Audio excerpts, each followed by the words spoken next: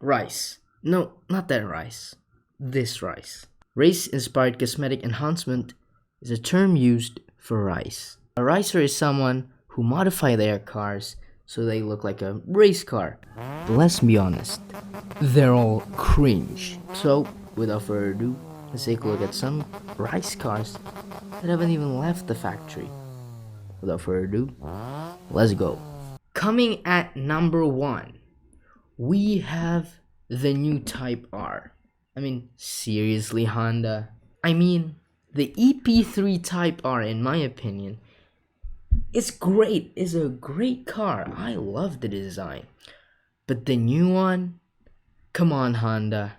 To be fair, the car is a hot hatch and it does have power, but really, you gotta fit that huge spoiler. It's a front wheel drive car, man.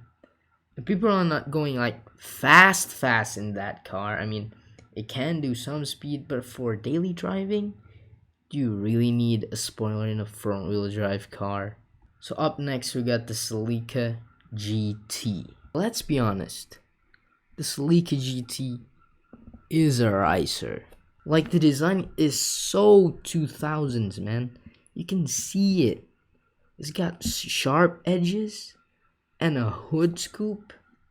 I mean, to be fair, Celica, they're known for racing, but just the normal car that doesn't have extra performance, it is ricer. Coming up next, we got Dodge Stratus RT. It only has 200 horsepower, so it's definitely all show, no go. The car is now, credit to Dodge. They have made some of the most beautiful cars, of course, muscle cars. But this one ain't it, chief. Coming up next, we got the Peugeot 107 GT. As you all know, GT stands for Grand Tour, which means, long journey, and it has high power, which the Peugeot 107 GT is literally the opposite of that. Powered by a massive 1-liter engine that produces 68 horsepower. The car definitely not suit the name for GT.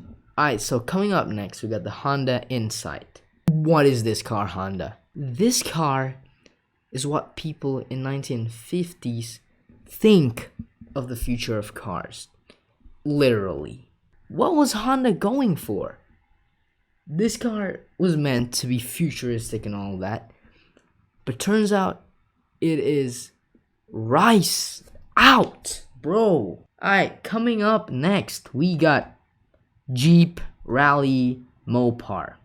I myself didn't think that a car manufacturer would be this rice. It's like someone in the company, someone who designed it, they are ricers themselves.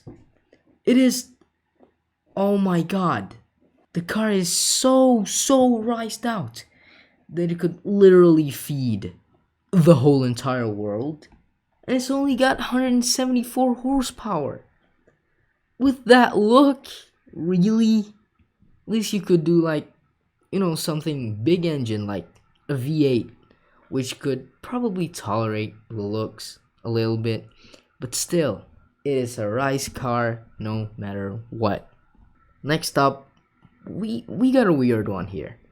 A Mercedes-Benz SLR McLaren Red Gold Dream. Now, to be honest, I get why this car was, invented. It's definitely the rich people in the 2000s. 2000 was like the Pimp My Ride era. Yeah, I know why people bought it. The looks, the gold, and the car itself is one of the most beautiful cars. But this is what rich peoples are.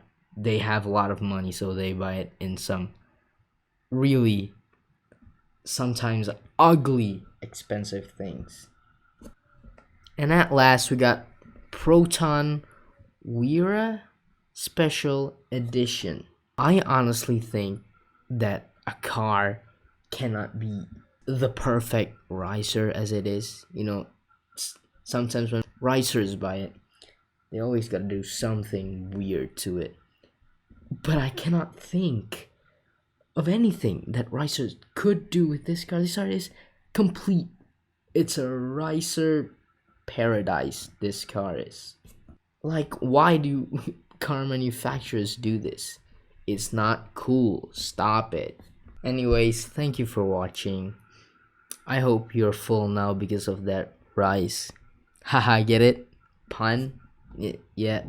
But no, anyways, thank you guys for watching, and hey, consider subscribing, because if you subscribe, you're not going to miss out content masterpiece like this. You'll always be updated if you hit the notification bell. And hey, why don't you give it a like, and feel free anytime to comment.